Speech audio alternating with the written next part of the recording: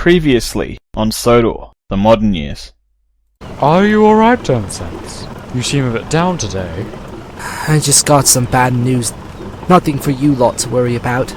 There's just no more contracts coming my way after I'm done here. That's all. I understand. And I know how you feel. Knowing you're unwanted is always unpleasant, to say the least. Well, that's no reason to give up hope. What I'm getting at, 10 cents, is that my situation on the other railway wasn't my final situation. It can always get better. I suppose so. More to the point, the railway took the time and effort to fix me. That's what Sudrians are like, you know. If you're sincere and of good character, they'll look after you. But he did say 10 cents seemed rather upset. He must have got some bad news. He did. It must be worse than he's letting on. Well, yes, but we're not equipped for marine scrappage. It's 10 cents. I think he's going to be scrapped.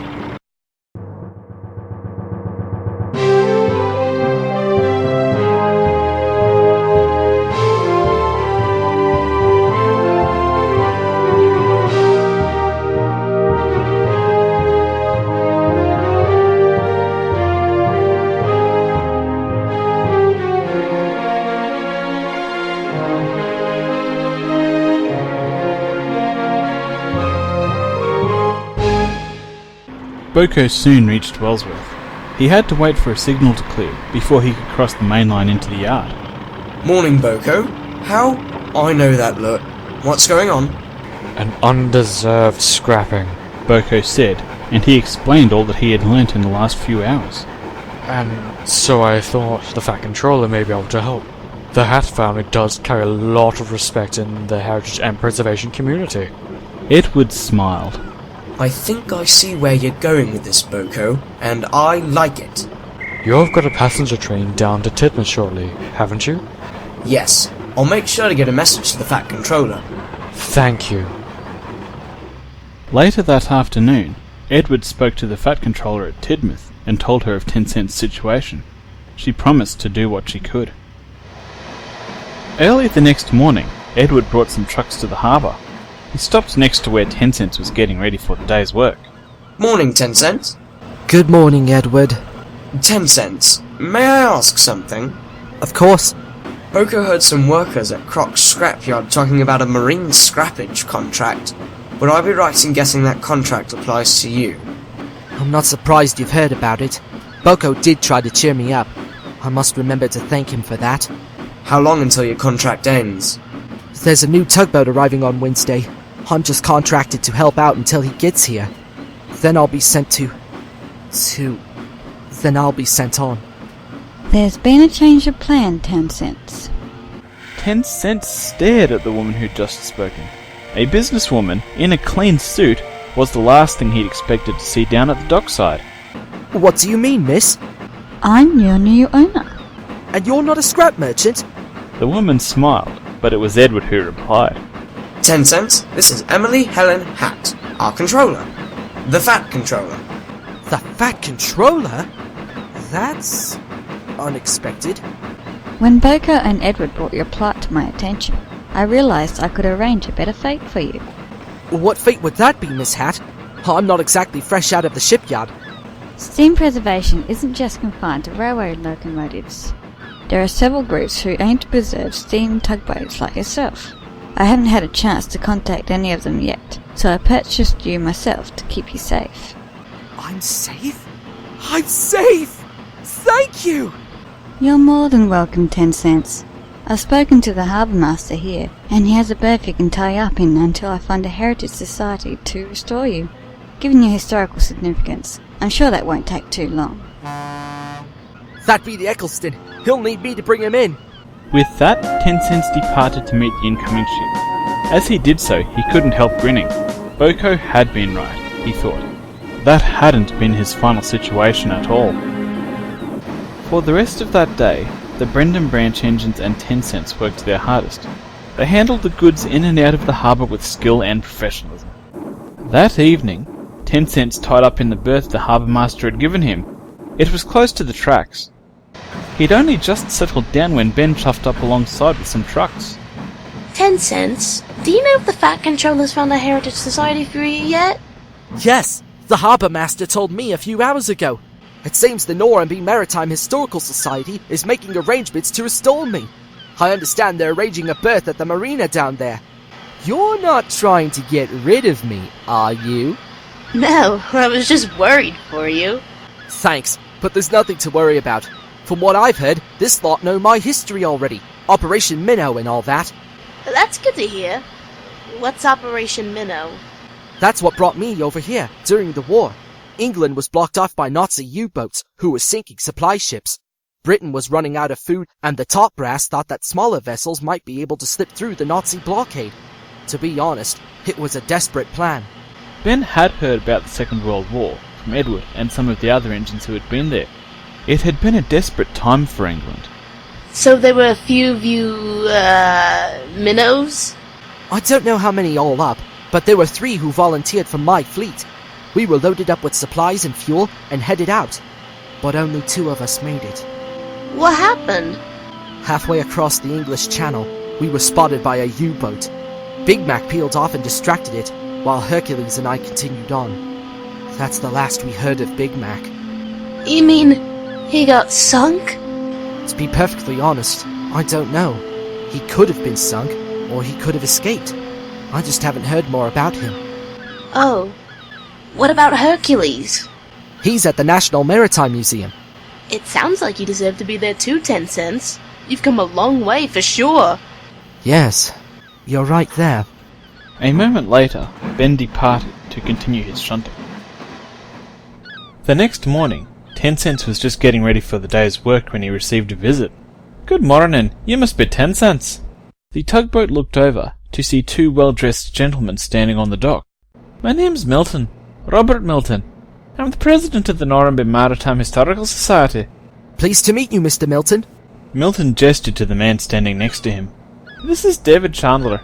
He is our vice president and a retired maritime engineer. Have you worked on tugboats before, Mr. Chandler? Usually bigger ships for the Royal Navy.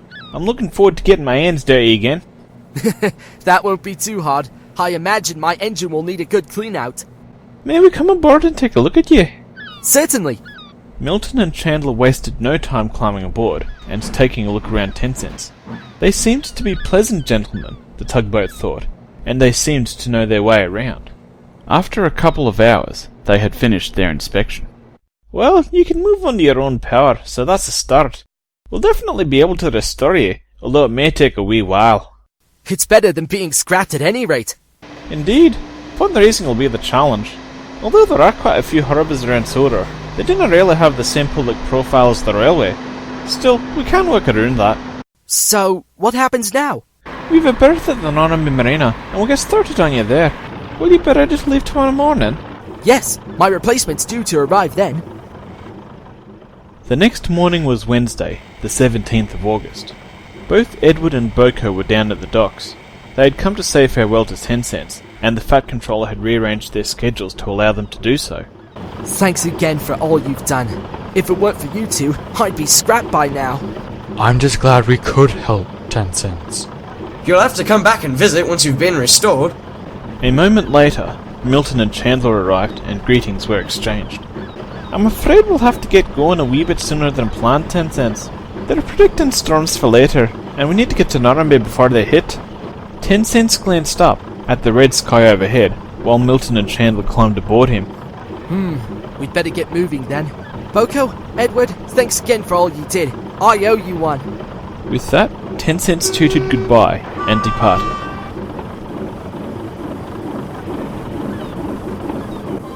Ten Cents made good time along the coast, but he couldn't help noticing that the weather was steadily growing worse. It seemed that the weather report had been a bit optimistic. "They're nearly there, 10 Cents. It's just another few miles," Milton said. Before 10 Cents could reply, his radio crackled into life. "Mayday! Mayday! This is the captain of the Blackpool Norramby hovercraft.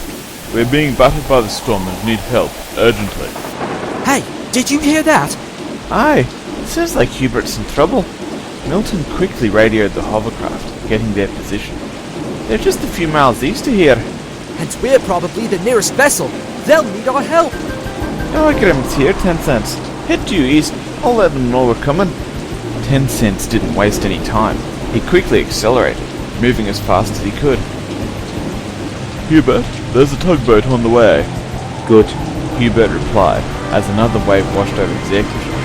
He knew he had to get to land, any land, quickly.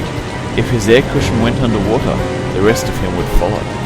Hubert, I've just been told we have injured aboard. Hubert glanced around desperately. The rough sea made it almost impossible for him to move. How far away was that tugboat, Captain? Hubert! Ahoy, Hubert! Can you hear me? Yes. Hubert sounded his horn over and over, peering hopefully into the storm. He could barely see more than a few yards. I'm glad to see you. Right, let's get a line on you. Yeah, hurry please. I have injured passengers aboard. No time to waste then. 10 Cents quickly got a line on Hubert. His engine strained and the water churned as he took the hovercraft in tow. Hubert's propellers revved and he pushed for all he was worth, fighting the sea. That's it. We're moving. Don't count your chickens yet. We've got to get through this lot first. Both vessels fell silent then, putting all their effort into getting to safety. These rough waters were a danger to both of them, and they were well aware of it. A short time later, Edwin was waiting at the Norrumby transport hub. He knew that Hubert was out on the water, in this weather, and he was worried for his friend. I hope nothing's happened to Hubert. So do I. It looks pretty rough out there. That sounds like him. Hold on, who's that towing him?